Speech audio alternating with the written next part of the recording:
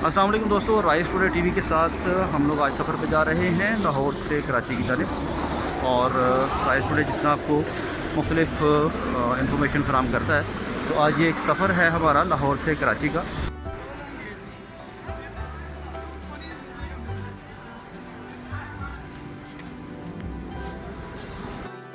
लाहौर से चल चुके हैं और इसकी कंडीशंस क्या हैं वो भी आपको मुख्तलिफ वक्त में हम बताते जाएंगे। राइस टुडे की जानिब से ये सफ़र शुरू हो चुका हुआ है और लाहौर से कराची की तरफ अल्हम्दुलिल्लाह चल पड़े हैं। जी, ट्रेन हमारी लाहौर से रवाना हुई 3 बजे और 4:57 पे हम इस वक्त फैसलाबाद स्टेशन पे रुके हैं। बाकी देखते हैं कितना टाइम यहाँ पे लगाते हैं।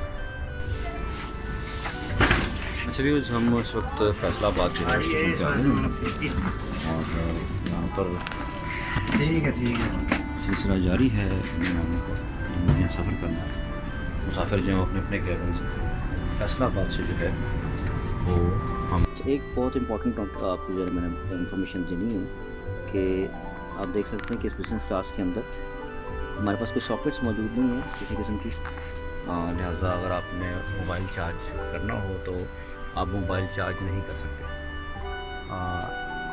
कैबिन का मैंने आपको पहले नज़ारा करा दिया था। स्पेशली ये चीज़ आपको मैंने बतानी थी कि अगर आप लोग आएँ तो कम से कम जो बैंक चार्जर है इसके साथ बैटरी बैंक को लाजमी लेके आएँ, ताकि यहाँ आने के बाद आपको कोई परेशानी ना हो। सफ़र लंबा है और आपका राब्ता जो है वो बहाल रहे। अच्छा, हमारे साथ जो मुसाफिर तशरीफ़ रखते हैं, जो कि तजर्बा रखते हैं यहाँ से सफ़र करने का, हम उनसे पूछते हैं कि आने से पहले किन चीज़ों का ख्याल रखना चाहिए। ये लाहौर से कराची की तरफ रवाना हुए हैं और ये हमारे साथ जो ये मिले आके ये फैसलाबाद स्टेशन से। अस्सलाम वालेकुम सर। वालेकुम अस्सलाम व रहमतुल्लाह। सर, सबसे पहले तो अपना नाम बताइएगा। मेरा नाम नसीर अहमद है। नसीर भाई, फैसलाबाद से बिलोंग करता हूँ। हम चाहते हैं कि आप हमें मालूमात दें हमारे व्यूअर्स को कि जब सफ़र किया जाए स्पेशली फैसलाबाद से कराची की तरफ, तो क्योंकि आप पहले भी सफ़र करते रहे हैं और पहले के हालात अब के हालात क्या हैं और क्या कुछ हमें जो है सोच के चलना चाहिए, देख के चलना चाहिए, फैमिली के साथ हों या अकेले हों। हाँ, जो मेरे सफ़र का है ना एक्सपीरियंस, पहले मैं तो प्रेफर कराक्रम को करता था सबसे ज़्यादा। अच्छा जी। क्योंकि एक तो टाइम इसके करता है मैं खासकर फैसलाबाद, तो सुबह ये वर्किंग टाइम ही कराची पहुँच जाती थी। पहले देखता था मैं कि ये जो कंपार्टमेंट थे ये नए थे, आज से यानी 2-3 साल पहले ये देखें तो नए होते थे। इसमें सीटिंग का और सामान रखने का और इसी तरह बाहर गैलरी में बैठने के लिए सीटिंग थी, वाशरूम नए थे और वाश बेसिन नए लगे हुए थे। जबकि अब तो ये सब कुछ चेंज हो गया। जिस तरह पुराने कंपार्टमेंट या पुराने डब्बे पे रेनोवेट करके उसको रिपेयर करके मशीन चेंज करके इस तरह का किया हुआ। जैसे यानी आपके मुताबिक जो पहले सहूलतें मौजूद थी वो अब नहीं है? हाँ, वो नहीं। तो हमें अगर निकलना पड़े तो हम क्या क्या चीज़ों का ख्याल करें? क्योंकि पाकिस्तान में तो आपको वो दूसरे कंट्री के जिस तरह ट्रेन्स हैं नहीं, वो तो नहीं है, क्योंकि हमारा माशरा क्या पूरा मुल्क की बजाय आपकी तरफ लोगों की तरफ जा रहा है। तो ये चीज़ें सारी कंप्रोमाइज़ करनी है। उसके बजाय यही है कि हम गलत लोग भी सिलेक्शन कर लेते हैं। अच्छा, नसीर भाई से आपका तारुफ़ कराया गया और हमने उनसे मालूमात ली, आप तक पहुंचाई। अब हमारे साथ एक दोस्त मौजूद हैं और हमारे बड़े हैं, हमारे मोहसिन हैं। हम इनसे भी इनका तजर्बा जो है वो पूछेंगे। जी सर, अपना ग्रामीण नाम बताइएगा प्लीज़। आरिफ नाम है मेरा।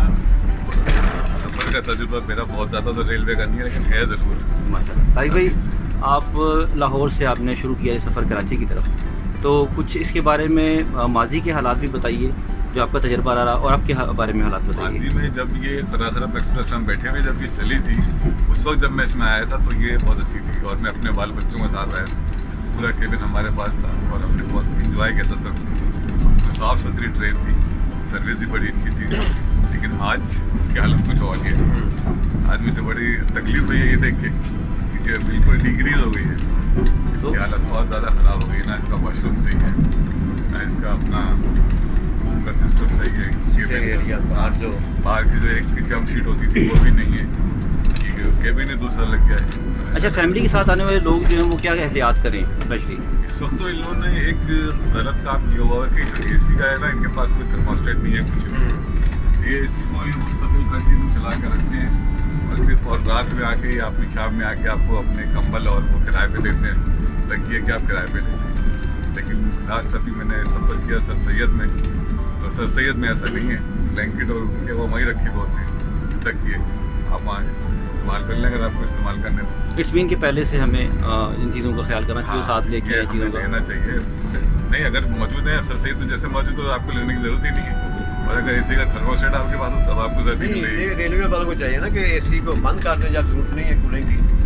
आप मार मौसम अगर 16 या 16 टेम्परेचर चल रहा जी, है जी। या 18 टेम्परेचर चल रहा है तो एसी चलाने का तुक नहीं, सवाए गए मनी ज़ाया करते हैं, पैसे ज़ाया। जी, आपने हमारे दोनों मेहमानों की गुफ्तगू सुनी। ये सफ़र चल रहा है कराची की जानिब और दोनों मेहमानों का ये कहना था कि पहले से जो सफ़र है वो अच्छा नहीं है और आप लोग जो हैं जब भी निकलें तो चीज़ों का एहतियात करें। और मेरा ये ख्याल है कि आप एक दफ़ा पहले आके अपनी जो ट्रेन आपने बुक करनी है जो जा रही है वो उसको ज़रूर विज़िट करें।